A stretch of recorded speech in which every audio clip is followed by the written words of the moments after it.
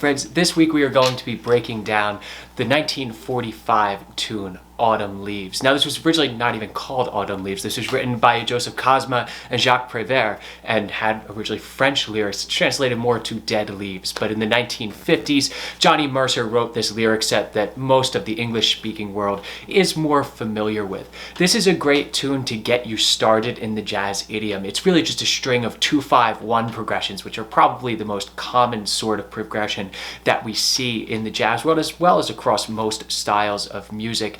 This also gives us some good insight into how we can resolve both to major and minor in relative keys. So we're going to break down all the chords, all that jazz, and get going right now.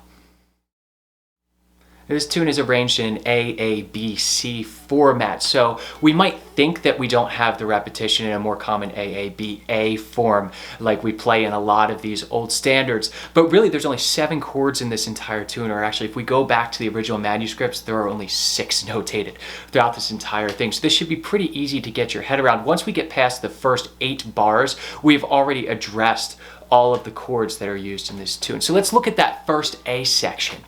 As we get into this, we're starting on an A minor chord for 1 bar. Now you can also voice this as an A minor 7th. The reason this works well is because we're going right to a D 7th chord, which with our bar across the 2nd fret gives us these 2 outer common tones that we have in both the A minor and the A minor 7th. But we have this really nice smooth movement when we use the A minor 7th because that G is resolving down to the F sharp by just a half step. So feel free to substitute A minor 7th for your A minor. Now as we see this is our first 2-5-1 progression. So if we look at the 3rd bar, we are resolving to a G major 7th chord, which feels like home. It feels like our tonic, and our A would be the 2nd scale degree in G, as our D 7th would be our dominant, our 5th scale degree. So we have that strong motion leading our ear to a G major 7th in bar 3. And then the original manuscript for this actually stays on this G major 7th for the next 2 bars. But in the most popular versions, which most of us are familiar with, the 58 version by Miles Davis and Cannonball Adderley, we see a C major 7th thrown in bar 4. So here are our first 4 bars of the tune. So it's A minor, D 7th, then to that G major 7th. We can go to C major 7th. See, we have just a little movement there, but it's not necessary. You can stay on that G major 7th if you would like. Now, as we look at bar 5, we go to an F sharp minor 7 flat 5, or an F sharp half diminished 7th. This might seem a little out of place at first, but when we look in a couple bars where we're resolving to, this should make more sense. So we'll bar across the 2nd fret. Our ring finger will go on the 4th fret on the E, that's our 7th. On the C string, and then our middle finger is going to play the C on the 3rd fret of our A string, so it'll be 2, 4, 2, 3. And then we're just going to bring this down to a B 7th, and we can use our bar chord B 7th, which means just lift up your middle finger and slide that ring finger back 1 fret. You could also voice this with your 2nd finger, but it's already on the C string, and we can just leave that bar right in place. F sharp minor 7th to B 7th.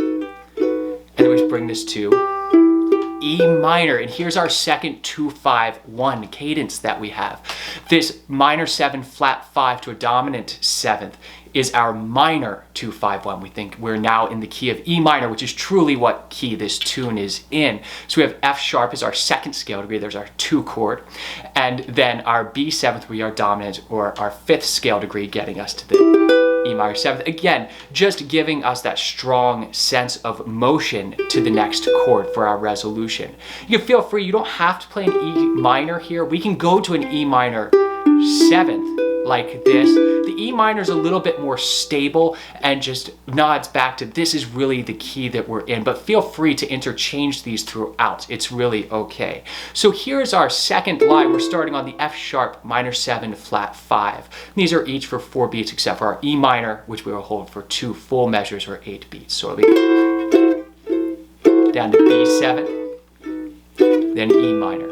You can change that to an E minor 7th for the 2nd bar if you want. And then all we're going to do is repeat this 8-bar section. As we said, it's an A, A, B, C form. So we have repetition for these first 8 bars.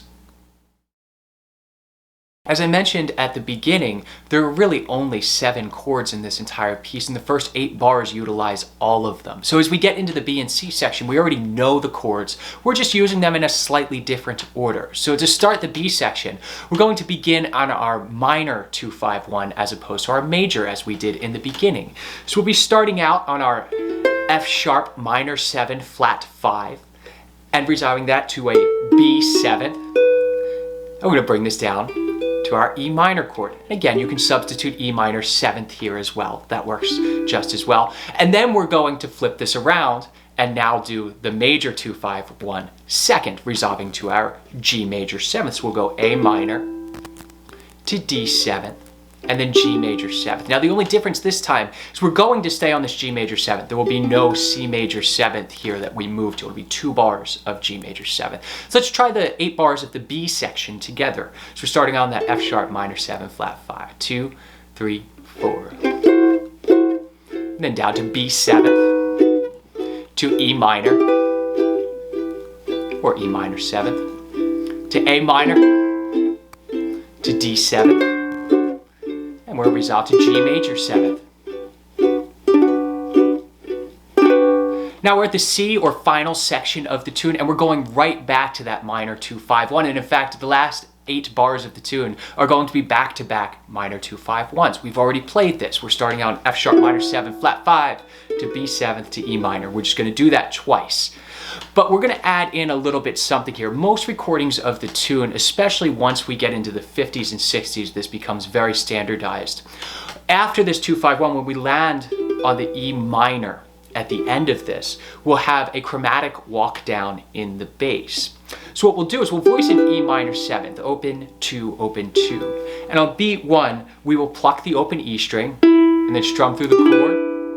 And then we'll make this an E minor major 7th, which means we're just moving the bass note to be a D sharp on the 3rd fret of our C string. So it'll be open 3, 3, 2 now. And we'll do the same thing. We'll pluck that lowest note, the 3rd fret of our C string, strum through the chord, and come back to your E minor 7th, pluck the E string again, and then resolve it down 1/2 step. So we'll have a C sharp in the bass here. So we open 1, open 2. So here's our little walk down section. I want you to hear this. So it'll be E,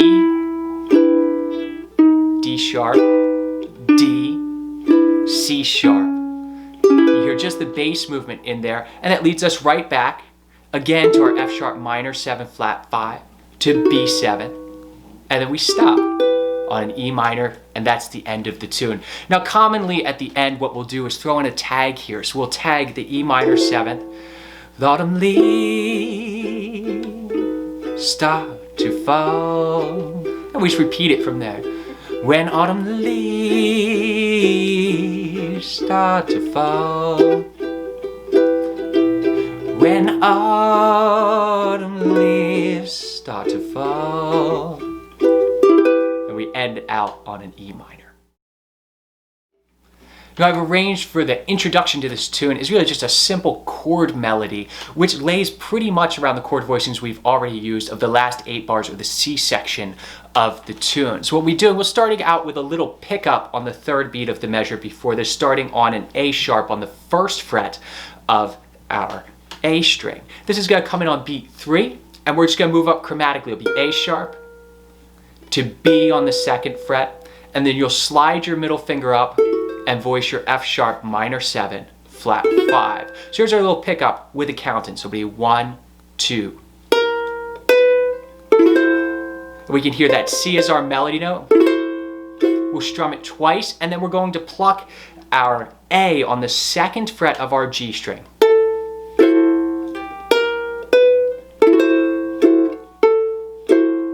And then we're coming down to a B 7th chord. So we'll use the same bar chord that we've been voicing the whole time, but we're going to pluck our E string, our F sharp,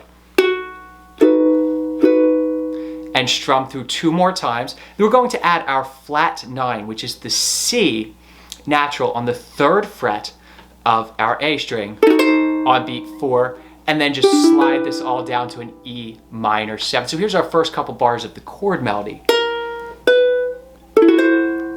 Pluck the G string, pluck the E string, add the C, and slide down. Now what we can do when we get to this E minor 7th here is the little walk down that we already talked about. Since we're really just sustaining that note over top. And then this is where we have the one funky voicing that we haven't seen yet. Because we need an A in the melody here, we're going to voice our F sharp minor 7 flat 5, 2, 4, 2, open. And then on beat 4, we're going to play an open G string. And then we're going to voice our B7. This is a standard position that you've probably used many times. 4, 3, 2, open. But we're going to pluck our F sharp again on the 2nd fret of our E string at first. And then play A, G, and then open E. So here it is, the second half of that chord melody intro. So we're starting on this funky F sharp minor 7 flat 5. Open G to B7, pluck the E string, A, G, E. So here's the entire little chord melody section to get us into the tune.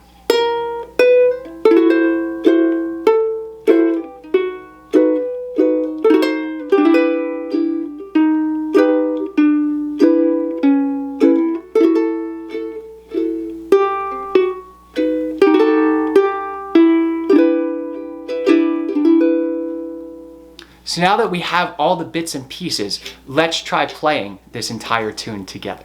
1, 2, 1, 2.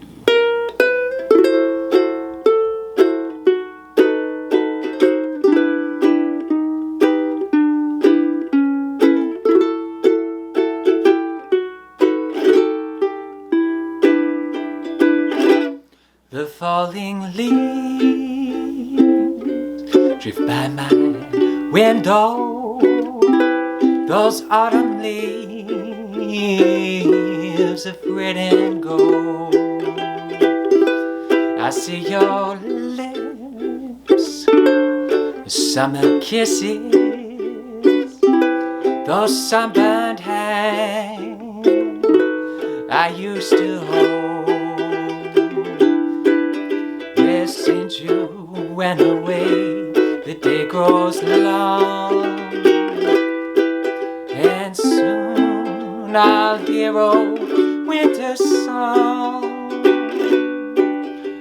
But I miss you most of all, my darling, when autumn leaves start to fall. When autumn leaves start to fall. When autumn